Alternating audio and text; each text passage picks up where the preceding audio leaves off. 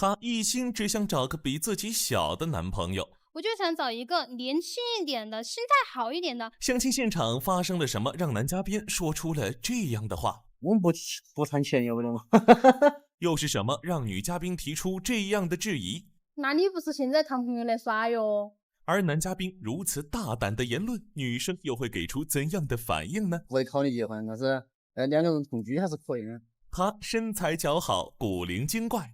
我不求他来养我，但是至少我自己的生活档次不能降低。而他事业有成，收入可观。我不敢保证给你啥子，但是我有啥子能给啥子。相亲现场，男嘉宾做了什么让女生提出这样的质疑？对于我来说都是浮云。而他又是做了什么惹恼了女生呢？我不要你了，我不要你了。面对这样的歉意，他到底会做出怎样的回应？十分的抱歉，告诉人对不起。凡人有喜即将为您精彩呈现。那今天来到我们节目当中的这位女嘉宾呢，是一位年轻的文职人员，但是她的择偶要求和平时这些女生想要找一个成熟的男朋友有一点点不一样。她说她要找一个阳光的、帅气的、活泼的、好动的年轻男孩。她到底为什么会有这些要求呢？接下来我们一起去认识一下她。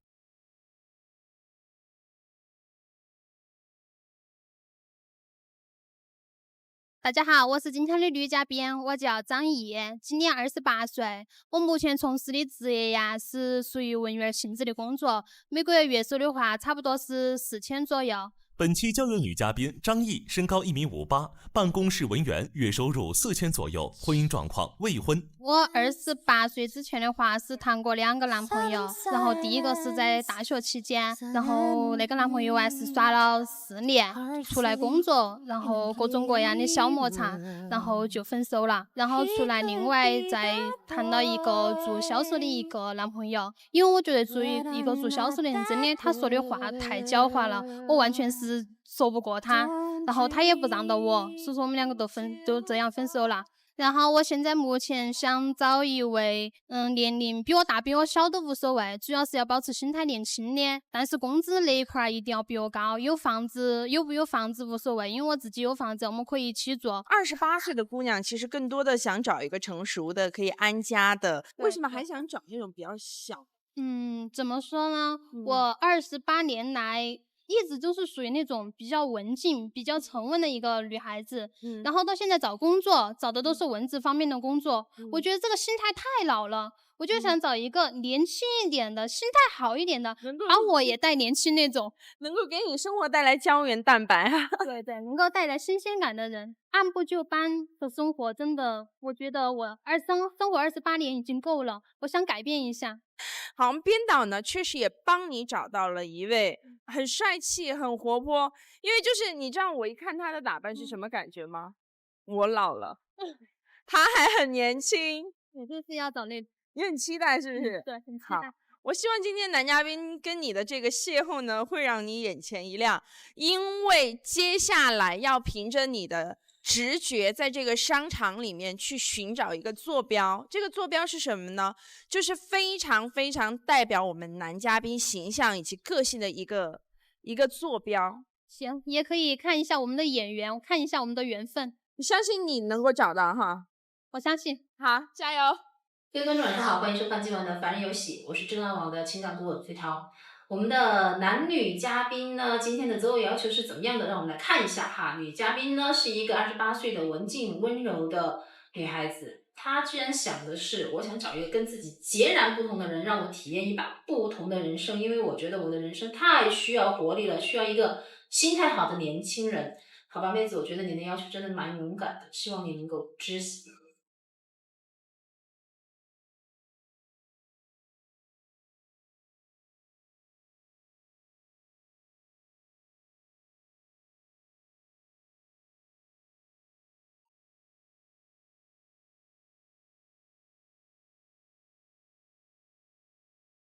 泰国、新加坡、印度尼西亚，咖喱、肉骨茶，印尼九层塔。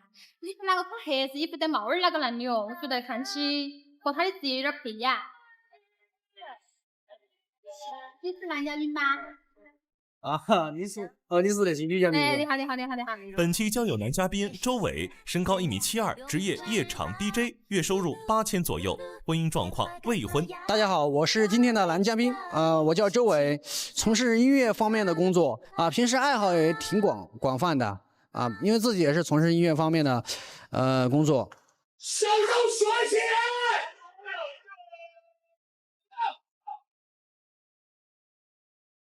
我自己之前有过几段恋爱，都是属于姐姐型的，但是分手的原因，他们都觉得我太幼稚吧。但是我自己个人还是挺喜欢姐姐型的，因为他们可以带给我一种怎么说呢，安全感吧，体贴，特别女人的那种。希望找一个年龄比我大一点的，但是心态又跟我一样，属于年轻型的，可以跟我合得起拍。白天吧，就是很职业的那种办公室的风格。晚上的话，脱掉职业装，可以跟我一起玩得很嗨。我觉得我还相信演员，我一眼都把你看到起了，因为那个场子后可能再也找不到另外一个人。像我那个神子，要搞保护的。我第一眼见到他的时候，我都发觉他很幽默，很直率，我就是喜欢这样的男生。多成熟的呀，我个人呢也多想找一个那种姐姐类型的。我现在怎么形容？他一笑我就很想笑。现在怎么形容你脸上的表情呢？是害羞还是那种就像那种要开花的红玫瑰，但是又含苞待放的那种绯红色的脸？还好吧，觉得还是挺第一眼很有眼缘，还是感觉很符合我的要求。我相信你的人生当中还没有交过这样的男朋友。没有，2个男朋友都比我大，没有交过比我小的。你即将有一个神经病的男朋友，这是姐姐型还不一定呢啊！我觉得这2人太直接了，我觉得完全不需要我去穿针引线。咱们先坐下来，好不好？安静的了解一下彼此啊。我们的男嘉宾呢是一位夜场 DJ 啊，最近我不得不说我们的编导非常给力，每一对男女嘉宾真的是配得一脸血。而我们男嘉宾的要求呢，也是希望找一个姐姐型的女朋友，因为他之前的一些恋情都是属于姐弟恋。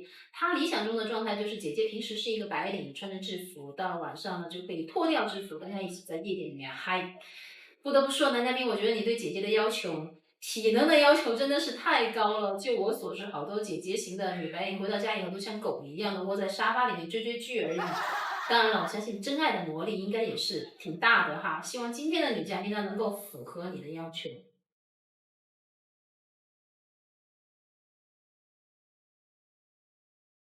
你做啥子工作的呀？就是做音乐方面的，现在目前是在夜场上班。那你不是跳舞很得行咯？会一点点嘛。我原来也有过跳舞的梦想，过后破碎了。一直在学习嘛，也没有时间去搞那方面的，个人基础嘛也不适合干那些工作。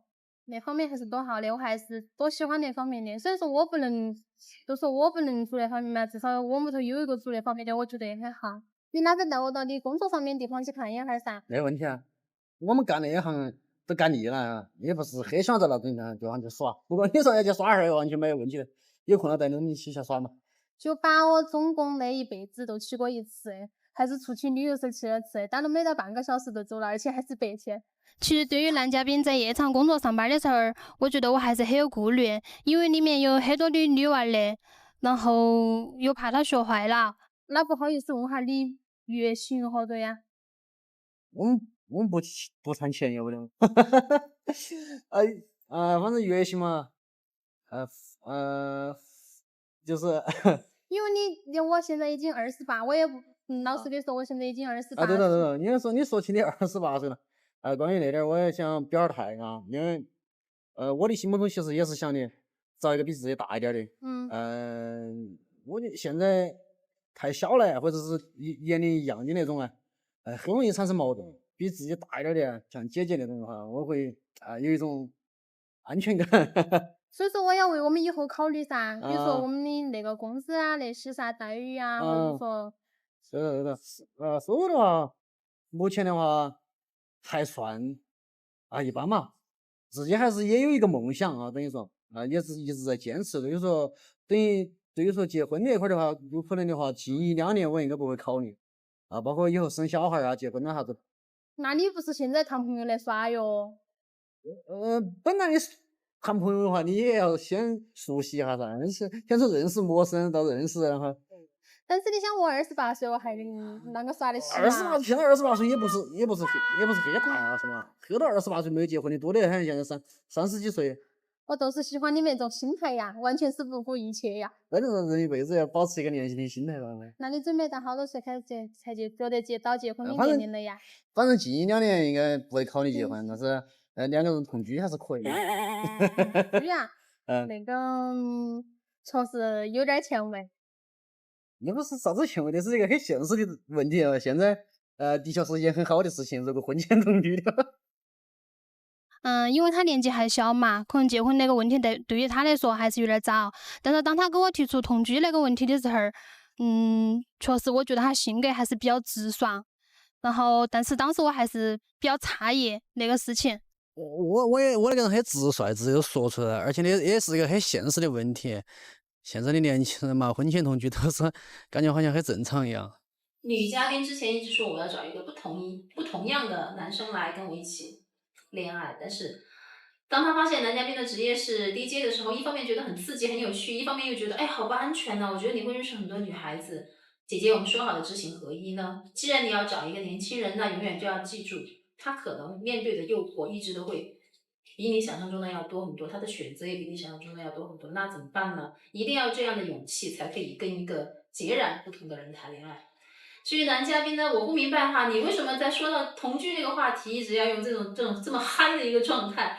我不是反对同居，我觉得这个没有太大的问题，但是在探讨这样一个让女生可能会觉得比较担心的问题的时候，我们的态度可以稍微的正经一点。两人从一见面开始就相当的和谐，而此时的聊天环节，女嘉宾更是表现出来对男嘉宾的性格的欣赏。不知道接下来的互动环节又会发生些什么呢？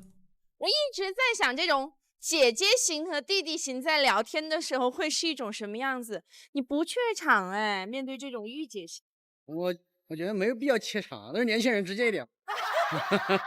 哎，怎么样？考察的怎么样？是不是有没有在上面敲小黑板？我还想再考察他一下。还要考察是哪方面？你平常健身吗？有啊，我有腹肌的。拿出来看一看。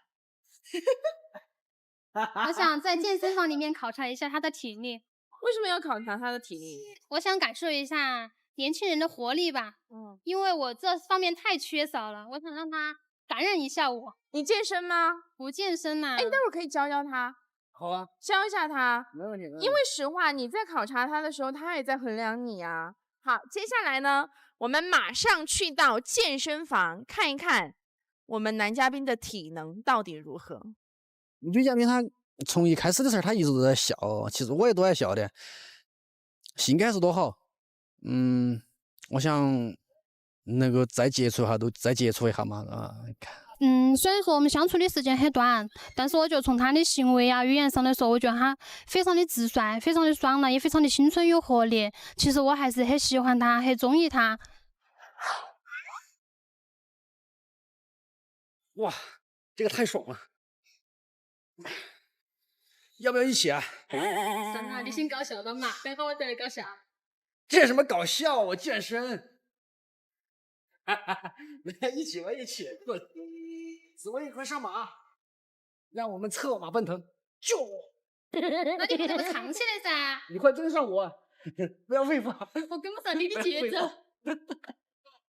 快了噻，算一了噻。你先说哑铃嘛。好，没问题。走吧，不玩了，太无聊了。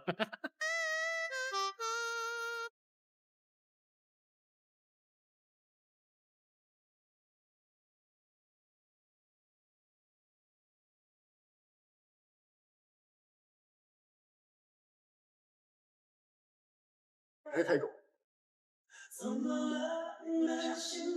还有一个少人。我也做个这也差不多。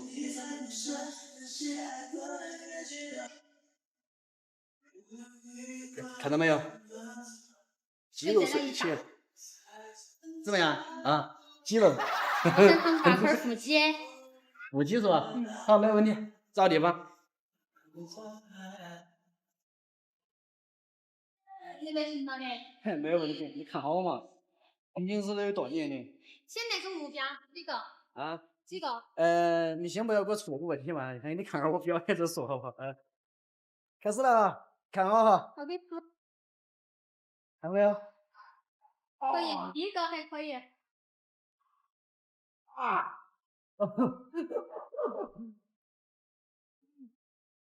出4个嘛。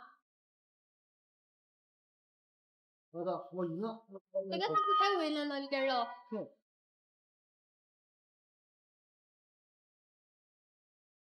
好的，看看有没有腹肌，看。可以42不？随便。还好吧？还好嘛。还要练哈儿。正宗腹肌。我要喊你练哈儿，我是说。虽然说他在体能方面呐，或者没有8块腹肌那方面呐，都不符合的要求，但是他跟他相处下来的，他的幽默完全是打动了我，我完全可以忽略他其他的，反正不符合要求的地方。原本以为来到健身房的男嘉宾会一展自己的好身材以及运动的活力，可是没想到幽默风趣的感觉、玩世不恭的态度，同样也是逗得女嘉宾笑得合不拢嘴。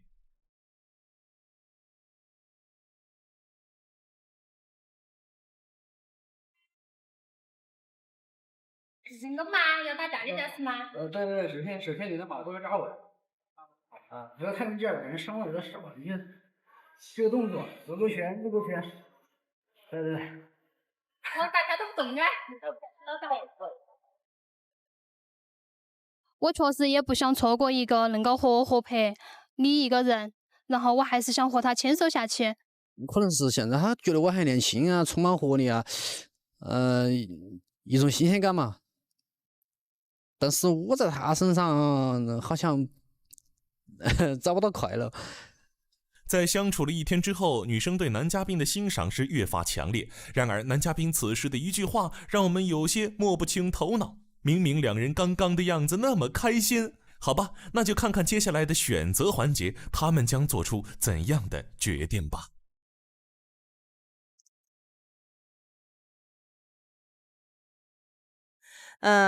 你的心意是不是已经完全肯定了？我已经肯定了。你呢？马上就要开始决定了嘛。难道你还想再去玩一下？我们有足够的时间给你。那就决定吧。好，这样我觉得大家还是要给他们几分钟时间去缓冲。还是老规矩，3分钟的时间，我们女嘉宾已经很确定了，她会在那个带有皇冠的人偶笑脸处等待男嘉宾出现。那么我们的男嘉宾最后会不会出现在他面前呢？那么现在请我们的女嘉宾去到我们的决定点，等待我们的男嘉宾出现。告诉我答案是什么？你喜欢去哪？你呢？有一点点哈，给我们的感觉是玩世不恭，但是你内心肯定都有自己非常笃定的这个选择。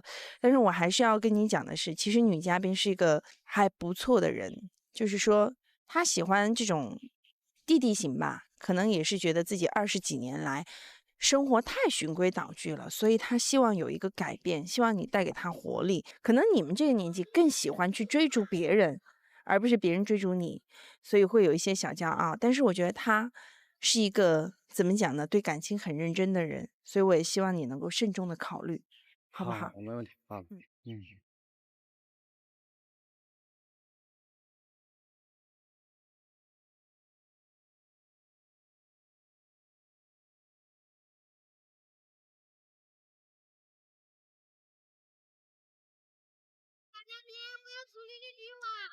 男嘉宾，我要做你的女王。女嘉宾，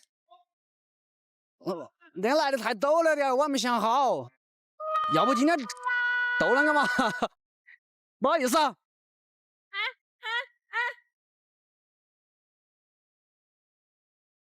再不愿意也不用跑噻，跑啥子嘛跑？你是黑人嘛？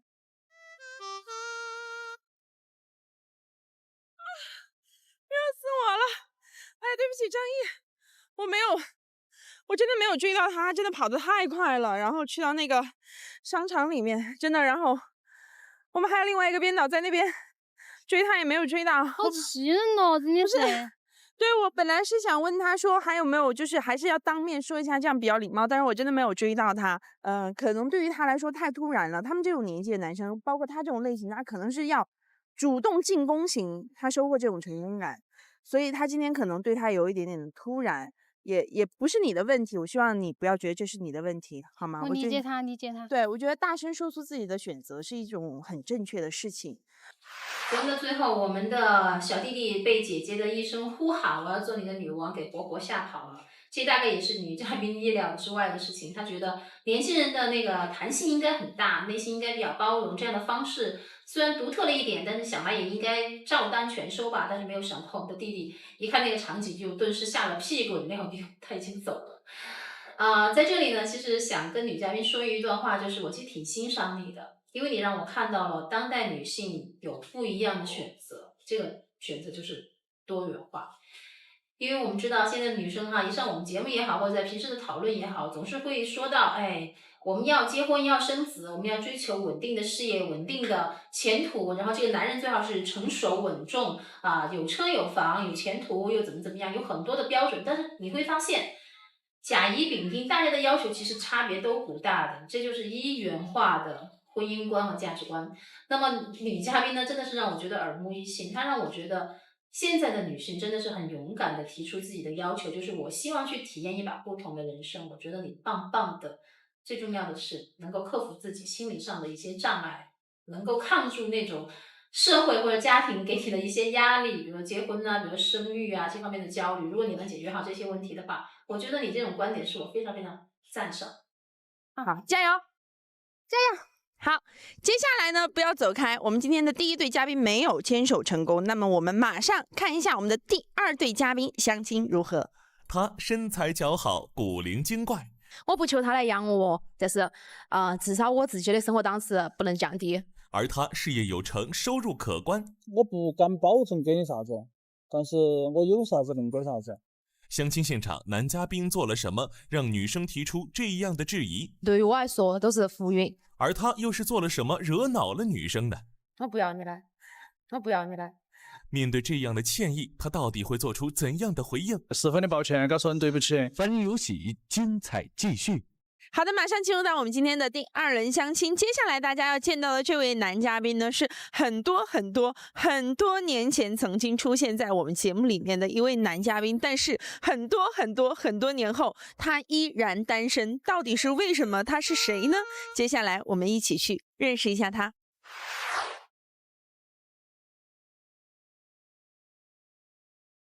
大家好，我叫孙杰，来自璧山，今年29岁。本期交友男嘉宾孙杰，29岁，身高1.78米，职业自由职业，月收入1万以上。性格都比较活泼开朗，然后兴趣爱好都是三朋室友聚到一起喝点茶，然后可能搞点其他的娱乐活动。单身儿的生活平时都是那种，然后所以说想尽快的找一个女朋友把个人管到。尽快结束那种单身生活。以前还是耍个2-3个朋友，但是因为各方面原因，比如性格的原因然后导致没能够在一起。择偶要求方面呢，我想找一个年龄在25左右，身高在1.5米以上，最好是在璧山，因为我是璧山人，然后我的所有东西，比如房子这些都是在房子，还有朋友都是在璧山，所以说我还是想找一个能够跟我在一起在璧山生活的人。当然，如果不在璧山呢，如果2个人投缘也没得关系的。男嘉宾择偶要求：一、年龄在25岁左右，身高1.5米以上；二、最好是在璧山生活。好，我们的男嘉宾登场了。据编导介绍男嘉宾呢几年前就来过我们的节目，但是匆匆数年过去，他到现在还是单身。男嘉宾的条件应该说是不错的，外形呢也是比较清秀，然后有车有房，自己的事业收入各方面都是发展的挺好的。那么这样一个王老五他是因为自己条件实在是太好了，所以找不到跟自己般配的人，所以孤傲的单着呢，还是其实事实并不是像他说的那样，然后就是一直属于被嫌弃根本没人要的状态。我们接下来揭一下密吧。为什么每一位女嘉宾你都看不上眼？你到底要找什么样的天仙？首先应该是因为每一位女嘉宾看不上我，所以说然后才现在才单身嘛。好，今天呢，咱们这个女嘉宾呢很有心，她说要你去找她，怎么找她呢？她给我们提供了一个坐标，就是跟她生日有关的坐标。她出生的年月是1992年。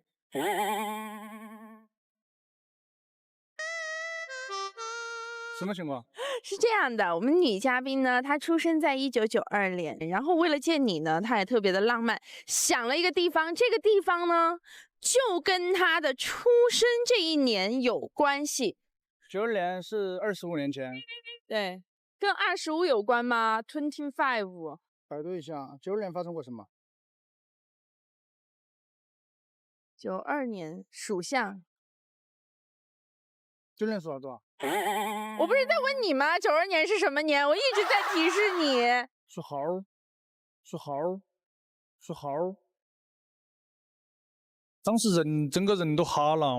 说实话，平时我可能很多细节方面的注意不到，都跟我说个92年的信息，都感觉无异于大海捞针，到处哪个的不晓得啥子情况。如果不是主持人提醒我是猴年的话，我可能完全想不到一点。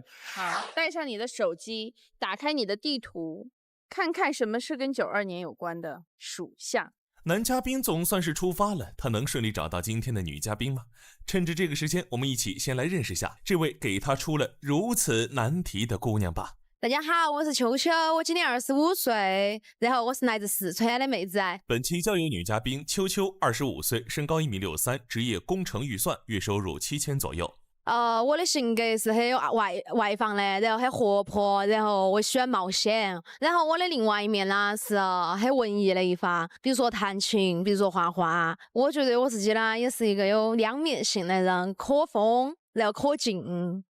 我的择偶标准是又要有人才，又要有钱财，然后能满足我自己想要的东西，能达到我的物质要求。女嘉宾择偶要求：1. 长相最好要帅气；2. 经济状况一定要好。你说到这个，就是我要找一个有才的，然后也要有经济实力的这一点，你觉得什么样的条件才能够符合你在经济条件这一方面的要求？我现在先说一下我自己的条件吧，因为我本身就是自己有车有房，所以我对男嘉宾的条件也必须要有这2点。所以就是说你希望找的这种爱情是持平的。对，就是经济实力是不相上下的最好了。这个女嘉宾呢，让人眼前一亮，因为她是那种典型的小日子过得美美的女孩子。为什么这么说呢？首先你看外形和身高，应该说是都相当不错。另外呢，就是在经济状况上有车有房，自己的事业呢也是发展的很稳定的。简单说来，就是那种很多人都羡慕的女孩子那种手机有电、包里有钱、车里有油的，什么都不缺的。那这样的女孩子，她通常寻找的对象呢，更大程度上她是希望找到那种心灵上更契合的一些伴侣。那么这样一位独立的姑娘，在之前的感情世界里又是怎样的一个状态呢？情感经历耍过几个朋友，但是最后都以分手告终。最主要的原因呢，应该是因为我太主动，而男生太被动。我觉得一段恋爱是必须要一直有充满热情的，我不喜欢后面慢慢变冷淡。所以我在这次相亲中，我想遇到一个主动的男生。因为这个原因，姑娘才在见面前就给我们的男嘉宾提出了刚刚的要求。那么此时此刻，我们的男嘉宾又在哪儿呢？应该是那儿咯，奇丑的猴子咖啡。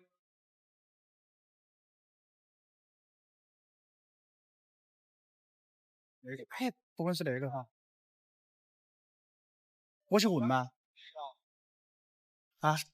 本以为已经发现目标的男嘉宾会径直上前询问，然而他却进到店里，开始另外锁定目标。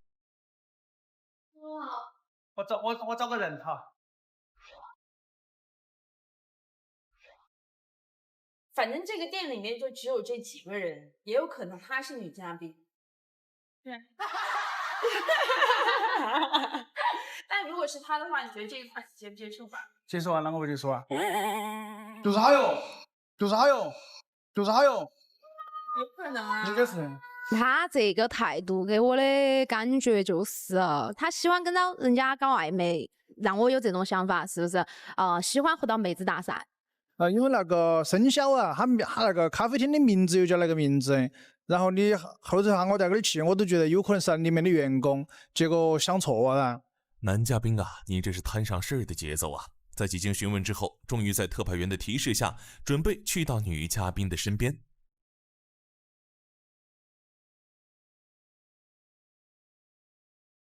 哎，小杨，你是不是那期的女嘉宾呢？哦，好，终于找到人了，终于找到人。哎，我问你个问题，不好意思，一开始就打扰一下，起来一下。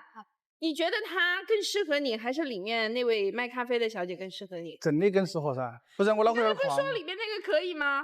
没有啊。你说了的。他身高也还可以嘛，长得也还将就，但是他总给我一种那种脾气很足，然后有那种吊儿郎当的感觉，不是很好。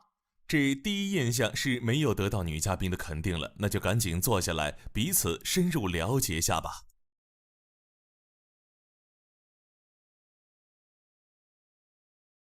你是就是想找一个妹子啊，然后和你在璧山一起生活哈？想最好的想法，最完美的结局肯定是。但是以目前我来说的话，我是在重庆已经买了房子了，然后也买了车子了，然后我的想法是，我也喜欢重庆，我就留到大学去。那个其实问题很简单噻，重庆离璧山也不远，开车个把小时，轻轨马上明天就通到重庆的话20分钟。因为我本身是外地的，我是四川的，我本身我想找一个能依靠的，就是随叫随到的那种吧。随叫随到。就是能有安全感的那种。我是想要的是安全感最重要。安全感我有啊，但是随叫随到有点恼火，有来就到家，因为平时也不说忙。但说闲呢也谈不上，因为我的一个整个生活圈子，还有一个就刚才说的经济来源都是在璧山。所以说在璧山的时候，你可能看到我一天点的事情都没得，可能这个耍这个耍，但是我不能出璧山。出了璧山的话，比如说一个客户给你打电话或者是啥子，马上要过来让我去。我如果在外面的话，可能那边都赶不过去。在重庆我也之前也想过的，我在重庆之前生活4年。主要是不习惯重庆那个生活节奏。如果我去璧山哈，也是我跟你说嘛，如果像我的朋友就是你的朋友噻。但是这个不一样噻，这还是有个过程噻。我也是想说交际圈这一点儿，就像你，假如说你来重庆，你的朋友会减少，是不是嘛？重庆的朋友没得璧山那个熟悉。对。璧山我一个人都认不到。对，也是一个问题。目前我觉得我不能丢下重庆而抛弃璧山，因为我觉得我所有的一切都在这边，包括朋友圈，包括我的工作，包括我的车子、房子都是在这边的。我不想为了他去一个陌生的一个地方。也能够理解，因为随便可能说我们台第一次见面的人都说要带你到另外一个地方去生活，换作是任何一个人可能都不得干。主要其实那个也是看两个人的一个相处嘛。如果感情到位，我到重庆来生活也不是不可能的，是不是？但是现在目前确实我说那些说的是应该算早啊点。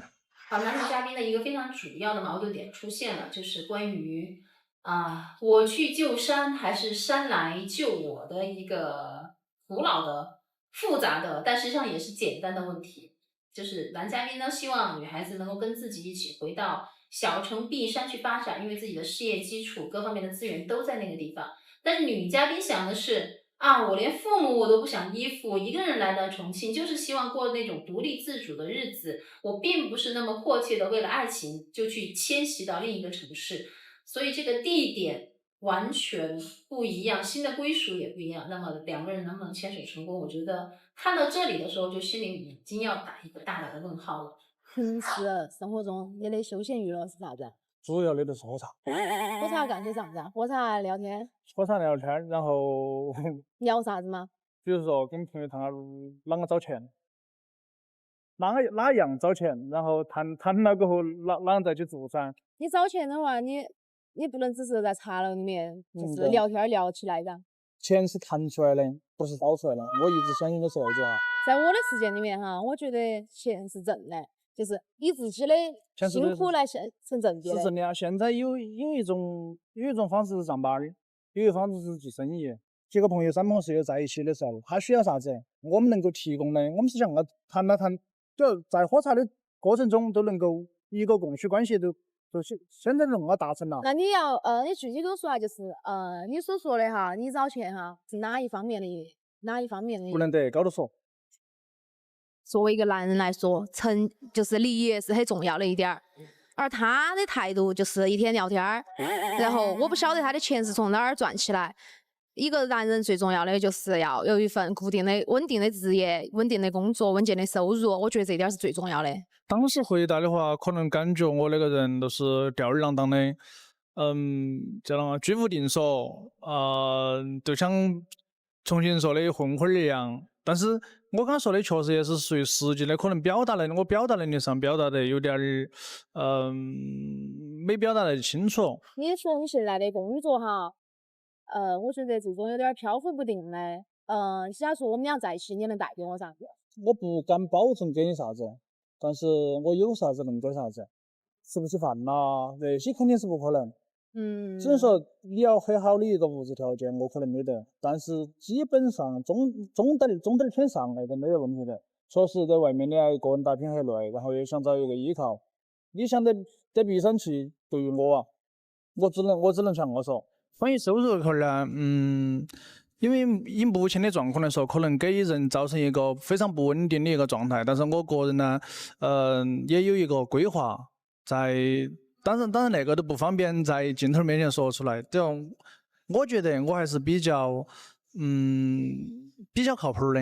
我想要我未来的生活是这样的。你可以，我就是想听到你对未来的一个规划。我未来规划，我不会放弃我自己的职业。我要保证我一个月有收入，有自己能靠自己养得活自己。然后我能买得起我自己想买的东西。我平常嘛，就是周末的时候哈，我就喜欢约我几个朋友。然后一起也是喝下茶，或者是学习一些就是钢琴，或者是插花之类的。我有那种想法，始终可能跟女嘉宾在一起的话，应该能够提升个人的一些品味儿。好，然后因为像我们那种人啦，对那些平时也不太注重，天天都晓得吃啊睡啊吃的，可能还是有点恼火。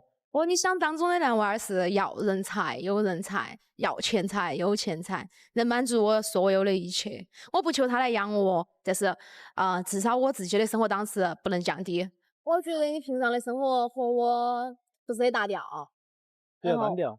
就是比较单调。然后我想让你体验一下我平常过的，因为那边有个手工的一个店儿，然后我平时喜欢在那边做点手工。可以啊。我其实也对那些比较感兴趣，但是接触不到，很多东西是自己接触不到。我可以在哪儿嘛？可以去哪儿呢？说实话，我是平时比较向往那种生活的，因为虽然说我是现状是一个屌丝现状，但是个人的内心想法的话，也是想有一种那种小资情怀。目前我觉得我对这个男孩子的看法可以就是再了解一下，因为他给我透露的某些地方我不喜欢，但是我不全部了解他，我想再深一点的了解。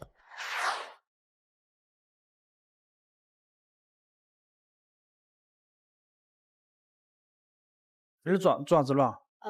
啥子都有，就是泥做。就是相当于 DIY 个人做一些东西过来，是不是？对。就上面摆的都可以做吗？对啊。主要是你喜欢哪种？你喜欢平时喜欢做啥子？我一个只考虑到我个人啦，没考虑到你那个，有点不好意思。没事的，今天因为我带你第一次来呀，所以说让你选择呀。做个，你觉得可以就可以啊。我感觉做个吊坠比较合适。好嘛，那就吊坠嘛。刚开始踏入那点的时候，有一种那种刘姥姥进大观园的感觉，因为那些东西之前从来没有体验到过。然后平时啊，比如我对那些东西也可能比较感兴趣，但是也没得机会接触。那就赶紧动起手来，不知道这样的互动之后，他们之间的感觉会不会发生些变化呢？你觉得画一个啥子好嘛？你是90年时候啊，那就跟说画个猴子噻。好嘛，那我就找个猴子嘛。你觉得哪个猴子嘛？你选一个。那个简单。我觉得很萌哈，很可爱，对不对？那我们就画这个。默契感似乎在这一瞬间就这样在两人之间产生了，女嘉宾对男嘉宾的好感也好像在慢慢的增加着。OK， 行吗？行了噻。可以吗？调啷个做啊？可以吗？你想调一下吗？或者是调上，我花得很好，我把调啊，不是浪费吗？给我调料嘛。原本以为两人会将这样的默契持续下去，然而接下来男生的行动就让女生有些不开心了。差不多，我觉得差不多。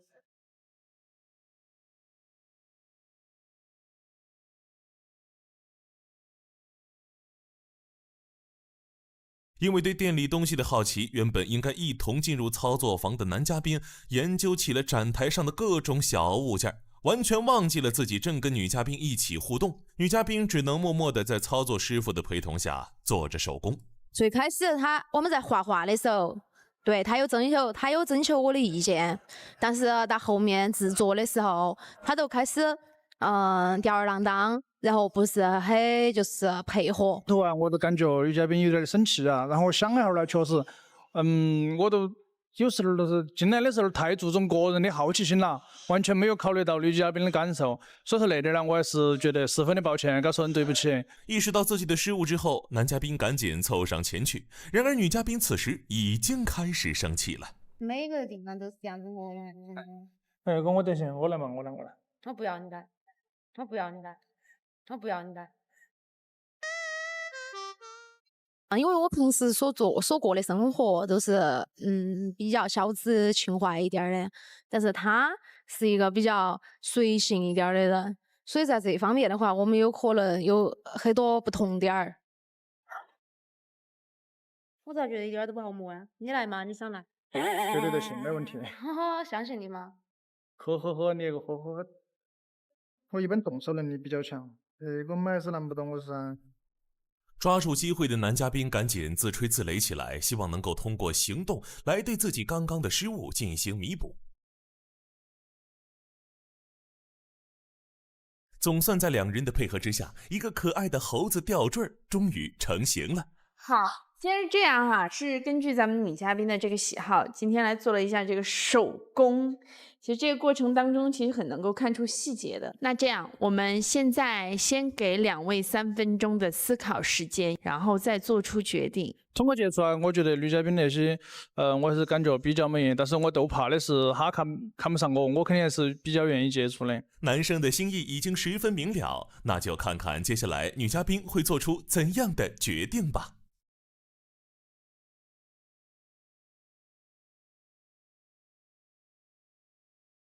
从今天一开始的接触到现在啊，我感觉，你各方面不管是从性格啊，还是平时的生活状态，都对我来说比较有吸引力。然后，整个人呢，也是我感觉是我需要找的那个人。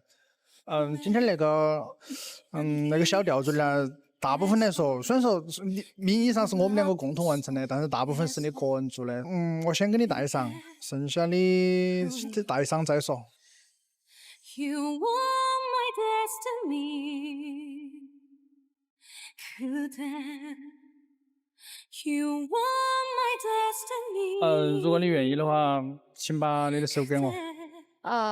我觉得我们还是当朋友嘛，我觉得你这个朋友可以交。不好意思。好的。好，节目的最后，我们的第2对男女嘉宾呢牵手没有成功，在这里送给他们3个字，就是别将就。因为这2个人呢都是属于有思想、有抱负、有前途，然后对自己的一切都很有要求，也知道自己在做什么，希望未来的伴侣是什么样的，那种目标很清晰的人。既然如此的话，我觉得真的不要将就，不要因为可能我到了年龄了，或者是说我在某一个节点上，因为父母的压力啊什么的，我必须要赶紧结婚，找到一个人差不多就在一起了。我觉得这样的感觉其实是最不好的，很多那种到婚姻临界点去结婚的人最终都会后悔。所以我觉得不将就有不将就的好，尤其是在你自己的生活过得还不错，你并不需要另外一个人来改善自己的生活质量或者完成人生使命的时候，就尽情的享受这一段美好的单身时光。好，那电视机前单身的您，如果对他们感兴趣的话，可以拨打我们的热线电话68615868联系到他们。同时呢，也可以扫描我们屏幕下方的二维码，登录我们的真爱网进行报名。最后呢，还是要记住我们的口号：爱情靠争取，为爱不放弃。是要规避一切风险的谨慎帅哥。我认为做每一件事情都要谨慎、谨慎再谨慎。又是什么原因让他一再强调要规避风险？考虑到他的风险而尽量规避他们。规避这种风险，规避不安的风险。现场究竟发生了什么，让他发出这样的惨叫声？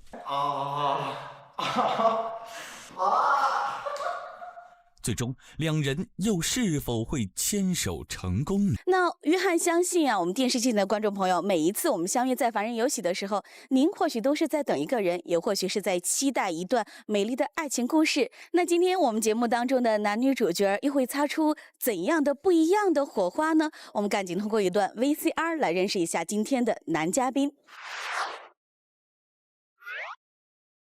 大家好，我叫刘丁凯，我今年26岁，我现在的职业是理财规划师，我每个月的底薪是5000左右。当然，因为我们这个职业呢，它的最终收入是跟提成有关的，所以说我一年下来的收入大概在15万到20万左右。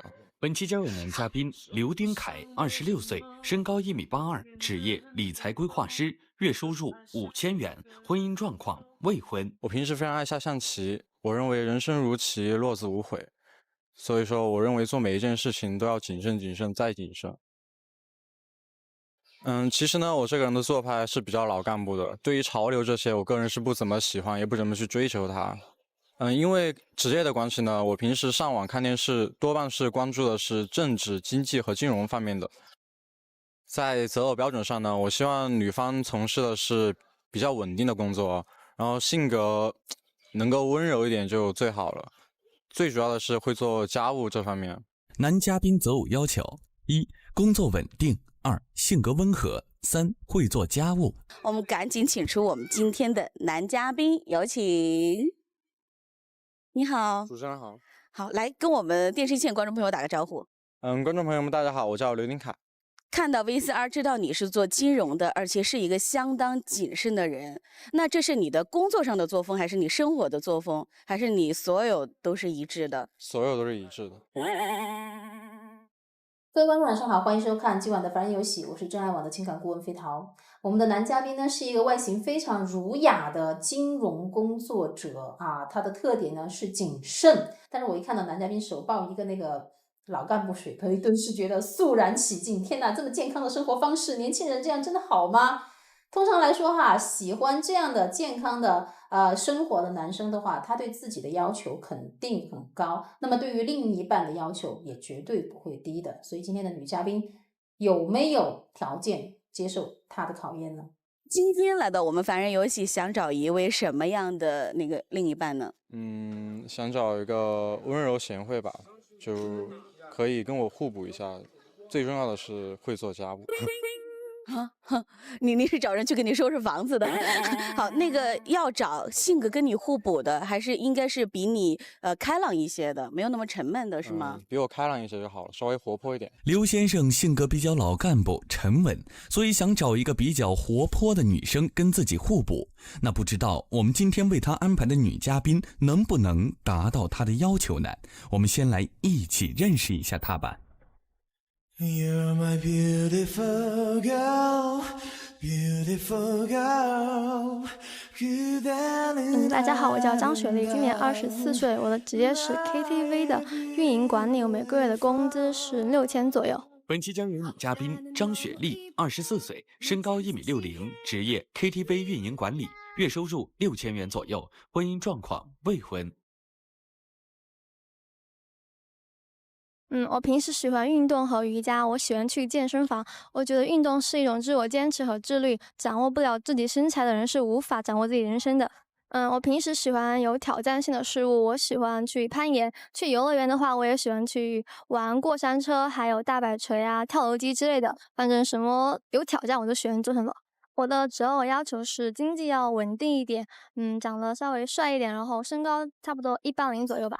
女嘉宾择偶要求：1. 经济稳定 2. 长相帅气，3. 身高1.80米左右。综合来看，男女嘉宾条件匹配度达到了90%，不知道见面后两人会不会擦出火花呢？我们赶紧来看看吧。现在呢，其实我们今天的女嘉宾啊，已经是来到现场了，就在我们的身后。放眼望过去，女生还是有那么几位哈。一会儿呢，我们就要考验你，通过你的第一直觉去把今天的女嘉宾给选到，请出来。广场上这么多人，我希望你能给我一些线索。但是我觉得，就是我们身后就是女孩子没有那么多，应该好找吧？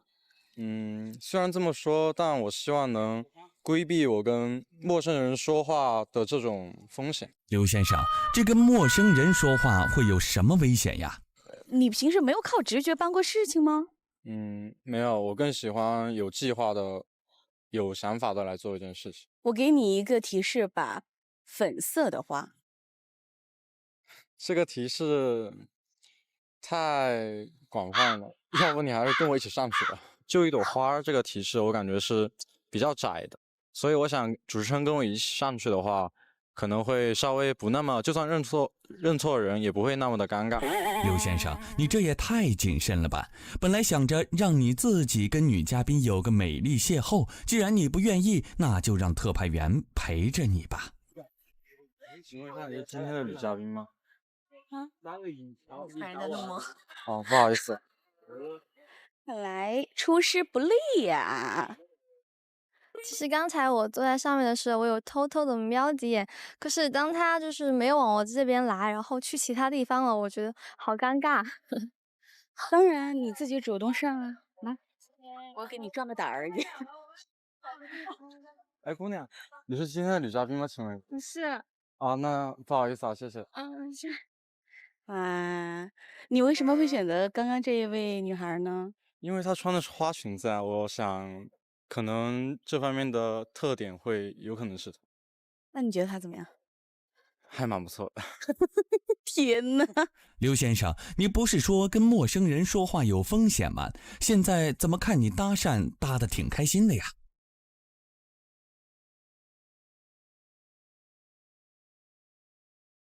哎，这个我去问一下。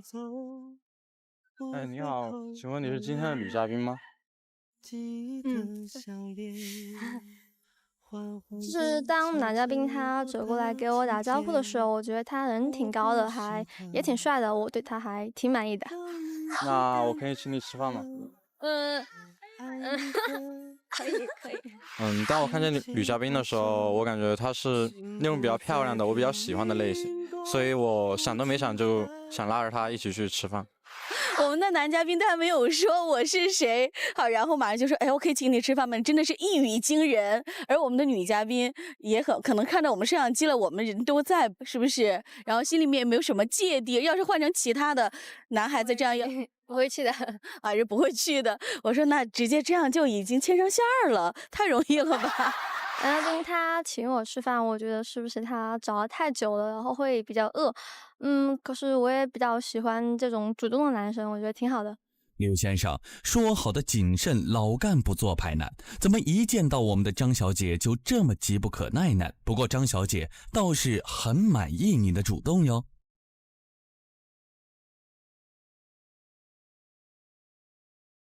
你想吃什么？你的口味是偏清淡还是偏重一点？中和一点吧。除了苦瓜以外，其他我都不挑的，随便点吧。这个可以吗？可以。这个呢？在点菜的时候，男嘉宾他也很细心，然后一直在问我喜欢吃什么东西，然后问我的口味，还是挺绅士的。你现在是什么工作啊？我现在从事的是理财规划师。工资还挺高，对吧？工资还蛮不错的，一年的话，我的收入大概在15万到20万。那还是挺好的，我觉得。那你现在做什么工作呢？我现在是 KTV 的运营主管。在 KTV 工作。我个人认为是 KTV 那个工作环境比较复杂，就会遇到很多不可测的东西，就无法规避你人身的安全的危险。看来刘先生很是介意张小姐在 KTV 里面工作，这不立马就询问起张小姐的工作环境了。那你在 KTV 工作你平时接触的人和工作的场景会不会比较复杂？并不会。其实我也只是在办公室做文案策划这一类的，那只是一个文案工作而已。那还蛮不错的。在听完女嘉宾的解释之后嘛，我觉得我还是可以接受她的工作，她的职业的。听完张小姐的解释，刘先生，你应该放心了吧？文职工作是不用规避风险的哟。男生女生的聊天也是非常有意思的。我听到那个男嘉宾在问女嘉宾说你的职业是什么，一听到是 KTV 运营啊，完全听不到后面的了，只想到前面3个字 KTV， 顿时脸色一沉，好沮丧。哎，真的是大家不要对这样的职业有什么误解，因为女嘉宾她从事的是属于文职类型的，所以不管是 KTV 也好，还是 MTV 也好，还是 CCTV 也好，其实都是做运营方面的工作，所以不要有太大的误会。还好澄清之后呢，2个人呢又进入非常和谐的互动的过程当中。你会不会做家务？我会做饭，然后也会洗衣服，这些都会做。就是我大学之后出来之后，就一个人在外面工作，就是自己租房，然后我自己什么都是一个人做，还挺独立的，所以这个不用担心。女嘉宾跟我说，她一个人在外面工作，一个人在外面生活。我觉得她这样独立的生活方式还是非常不错的，就是在家务和做饭这些日常工作上面、日常生活方面肯定是没有问题的。那你平时有什么爱好？我平时没事的时候喜欢下棋。棒！那你喜欢运动吗？运动的话，因为工作的原因可能比较少吧。那你有接触过瑜伽吗？我有朋友在做，当然我不会。到现在我还是挺喜欢男嘉宾的，所以说我想带他来瑜伽馆体验一下，想让他看一下我平时生活中是什么样子的，想让他有更多的话聊。你也想试一下吗？可能吧。然后我们一会儿吃完饭带你去做瑜伽，好吧？我很会练瑜伽，好吧。教你一些知识。女嘉宾比较喜欢瑜伽，也比较喜欢健身之类的，我觉得这方面还是相当不错的，我个人还是非常喜欢的。张小姐独立自主的性格以及健康的生活都让刘先生连连称赞。目前看来，2位很是合拍，大有牵手的趋势。希望2位酒足饭饱后，在接下来的互动中能依然这么默契。好的，现在呢，我们已经是来到了瑜伽馆。首先，我想请大家先给我们女嘉宾的这个大长腿一个特写，看一下。同时呢，我们男嘉宾也挺好好欣赏一下，觉得我们女嘉宾身材怎么样？很好。相较于之前那个平时的装束，更活泼一些。活泼，好含蓄哦，活泼一些。这个时候就是不是应该用性感来形容吗？比较不好意思。看来我们男嘉宾还是要很含蓄。好，接下来的时间就交给2位了。我们想象中的双人瑜伽是这样的，但实际上却是这样的。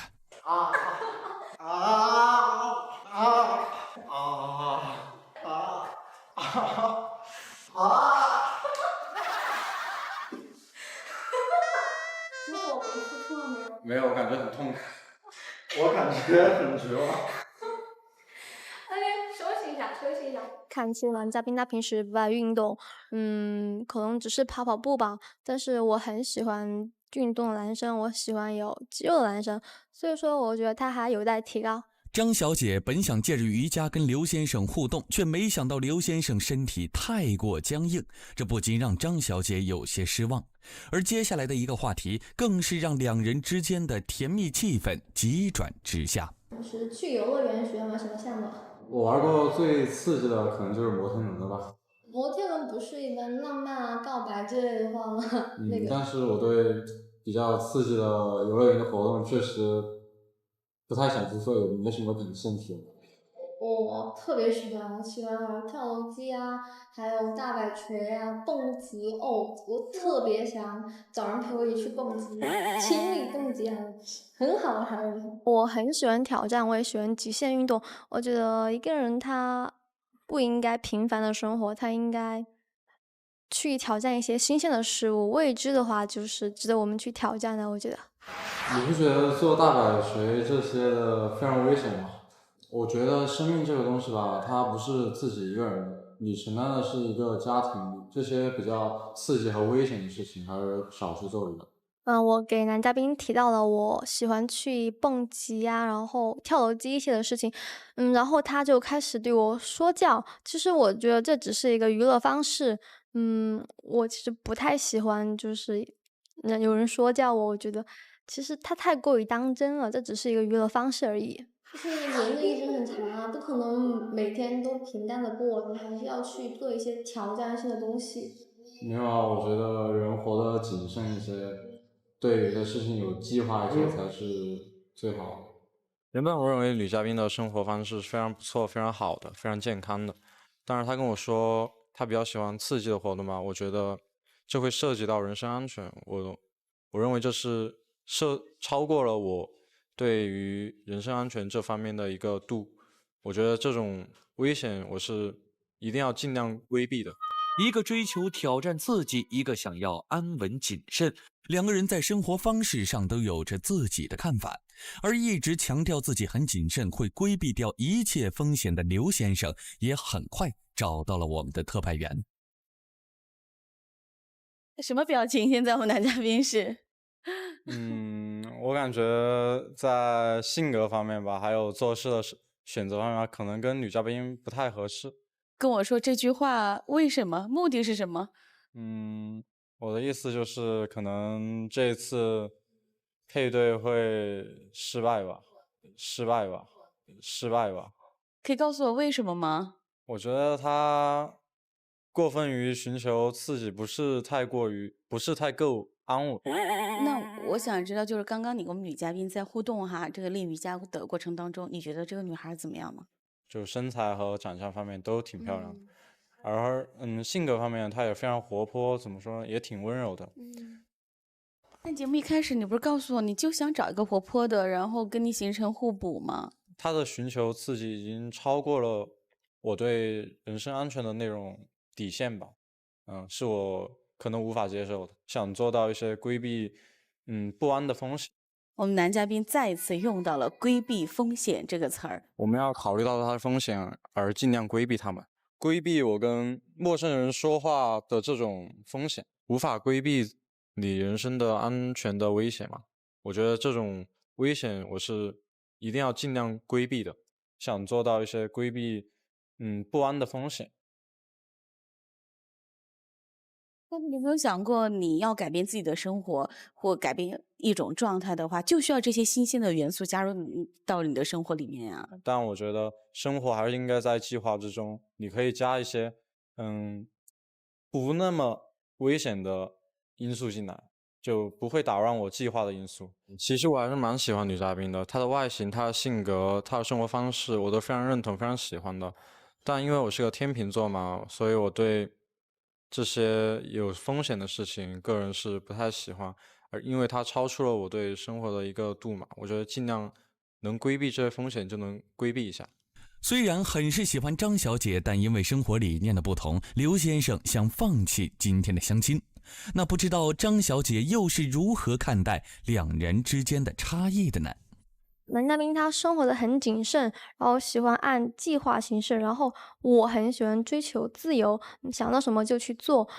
虽然说他长得比较帅，可是我觉得这种观念也很重要，所以说我觉得我们还是不太合适的。那我最后还是想进一步确认一下，你这个想法是不会变了吗？是吧？我觉得节目可能不需要再进行下去了。那好吧，我们尊重每一个人的决定和选择，但是呢，我觉得毕竟人家是女孩子哈，你应该去跟人家好好解释清楚，不能这样没头没尾的就把这个事情，是不是？是。看来两人都觉得生活态度的不一样，不适合在一起，那我们也不能勉强他们。希望他们在生活中能够成为朋友，偶尔体验对方的生活。那个我们男嘉宾呢，有一些话想跟你说，现在。女嘉宾，我还是挺喜欢你的，但我觉得我们的生活方式吧，还有我们的一些生活的理念不是太相同。虽然我们的性格可以互补，但我觉得如果做恋人可能不合适，但我们做朋友的话，可能会相处的非常愉快。其实我觉得我们俩也不太合适，我觉得还是做朋友好吧。其实我还挺尴尬的是，他先提出来结束这个相亲，我觉得有种没有面子吧。后面的就不太想说了，我觉得。节目的最后，男女嘉宾非常遗憾的没有牵手成功。其实我觉得他们俩的外形啊，各方面其实真的很登对。但是呢，两个人对于爱好方面有一个，其实都不是爱好了，我觉得他们应该说是价值观上有一个很大的分歧，那就是女嘉宾觉得一些很有意思的极限运动，在男嘉宾这里呢，就变成了一种非常危险的信号，因为他强调自己是做金融工作的，我对一切风险都很谨慎，何况是像那种极限运动可能对你的生命、对你的运气来说都是一个极大的考验。那么男嘉宾呢，他肯定在这一对儿当中，我觉得男嘉宾的安全感是建立在日常的秩序当中的，比如说我要喝我的小水杯里面的水，我要在什么时候起床，我要吃什么东西，我绝不从事任何危险的工作。对于某些女生来说，可能觉得这样的人真是太棒了，至少你绝对不会担心他会去自驾然后死在途中，对不对？但是对于我们的女嘉宾来说，这样的男生过于的审慎，可能如果跟他在一起的话，你会错过世界上有一些有意思的风景。那么这样的两个人，尽管外形很搭，但是内在还是有这么严重的一个分歧的话，不在一起其实也不遗憾，因为毕竟两个人都这么优秀，相信在生活当中也能很容易找到自己另一